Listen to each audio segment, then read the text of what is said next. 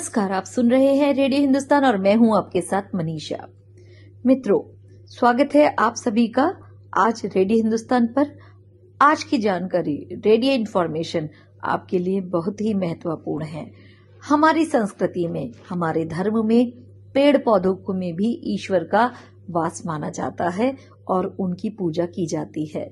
ज्योतिष शास्त्र और वास्तु शास्त्र के हिसाब से भी विभिन्न पेड़ पौधों का बहुत अधिक महत्व है। तो आइए जानते हैं आज इसी बारे में। विवाह में केला तो बेल का पेड़ करियर में देता है लाभ। जाने बरगद के पेड़ का महत्व। ज्योतिष शास्त्र में कुछ पेड़ पौधों को अत्यंत ही शुभ माना जाता है, इसलिए इनकी पूजा से विशेष लाभ भी मिलते हैं। तो जैसा कि मैंने आपको बताया कि ज्योतिष शास्त्र में कुछ पेड़ पौधों को अत्यंत ही शुभ माना जाता है, तो ऐसे पेड़ पौधों का किसी न किसी ग्रह या देवता से खासा नाता रहता है, इसीलिए इनकी पूजा से विशेष लाभ भी मिलते हैं। तो देखते हैं कि इन पेड़ पौधों से किस तरह का लाभ हम सभी को मिल सकता है। तो सबसे पहले बात करते हैं पीपल के पेड़ की। पीपल के पेड़ पर सभी देवताओं का वास माना जाता है। शनिवार के दिन इसकी पूजा करने का विशेष विधान है, इसलिए इसकी पूजा करने से शनि ग्रह से संबंधित दोषों से भी मुक्ति मिलती है। शनिवार के दिन ब्रह्म मुहूर्त में इस पर जल चढ़ाने से भी लाभ मिलता है और जो सायकाल यानी कि शाम को जो संध्या काल होता है उसमें भी यहाँ पर दीपक जलाने से और शनि चालीसा करने से वहां पर खड़े होकर बहुत लाभ होता है। बरगद का पेड़, इसे बड़ व वट वृक्ष के नाम से भी जाना जाता है। माना जाता है कि जो महिला इसकी पूजा पूरे विधि विधान से करती है उसे सौभाग्य की प्राप्ति होती है। उसका जीवन धन धान्य और संतान सुख से परिपूर्ण रहता है। स्पेशली वट सावित्री पूजा के दिन तो इस बड़ के पेड़ की, वट वृक्ष की पूजा का बहुत ही ज्यादा महत्व है। फिर आता है हमारा आंवले का पेड़। इस पेड़ का संबंध भगवान विष्णु जी से माना जाता है। आंवला की एकादशी या आंवला एकादशी के दिन इसकी पूजा करने का विशेष विधान है।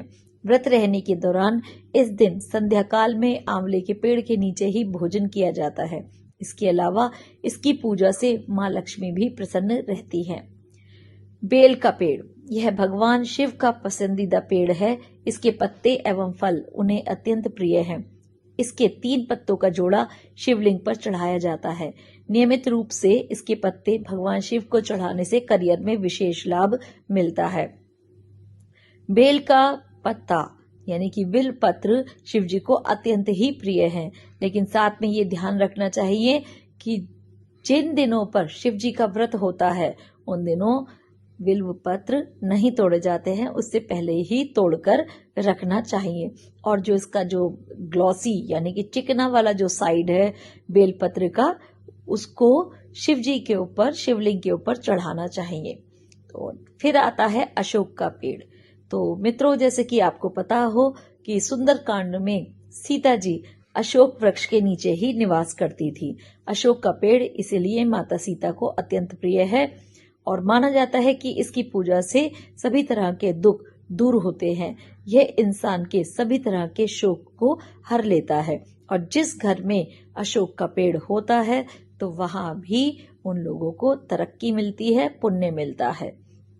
केले का पेड़, यह गुरु बृहस्पति से संबंधित वृक्ष माना जाता है। लोग गुरुवार के दिन इसकी पूजा करते हैं। कई तरह के शुभ कार्यों में इसके पत्तों का इस्तेमाल किया जाता है। जिन लोगों के विवाह में किसी तरह की परेशानी आ रही हो वह भी बृहस्पतिवार यानी कि गुरुवार के दिन इसकी पूजा करते हैं। लेकिन मित्रों, क्या आप जानते हैं कि केले का पेड़ घर में नहीं लगाना चाहिए, मंदिरों में केले का वृक्ष लगाना चाहिए और वहीं पर ही इसकी पूजा करनी चाहिए। फिर आता है लाल चंदन का वृक्ष। इसका संबंध राहु ग्रह से माना जाता है। राहु से संबंधित दोष दूर करने के लिए लाल चंदन के पेड़ की पूजा पूरे विधि विधान से करनी चाहिए। इसके अतिरिक्त होता है शमी का वृक्ष, शमी का पौधा। तो शमी का पौधा भी शनि ग्रह से संबंधित होता है। तो शनि ग्रह की कृपा की प्राप्ति के लिए शनिवार के दिन शमी के पौधे के नीचे दीपक जलाना चाहिए, वहां खड़े होकर शनि चालीसा करना चाहिए। तो आपके शनि ग्रह से संबंधित जो दोष हैं वो दूर हो जाते हैं। और कहा जाता है कि शमी का वृक्ष, जिसे अपराजिता भी कहा जाता है, यदि आप लगाते हैं विजयदशमी के दिन तो आपके जीवन में विजय ही विजय है आपको मिलती है। एक और होता है, वो होता है श्वेतार्क का पौधा या श्वेतार्क का पेड़। उसे भगवान गणेश जी का पेड़ माना जाता है और उसको भी घर में लगाना अत्यंत शुभ होता है। और उसकी जड़ से जो आप उसे निकालें तो वो माना जाता है कि ये गणेश जी का ही रूप होता है। तो आशा करते हैं ये आपके लिए जानकारी अत्यंत लाभदायक सिद्ध होगी। तो करते रहिए काम और सुनते रहिए रेडियो हिंदुस्तान। रेडियो हिंदुस्तान आपके लिए लाता रहेगा नित नई बहुत महत्वपूर्ण जानकारियां।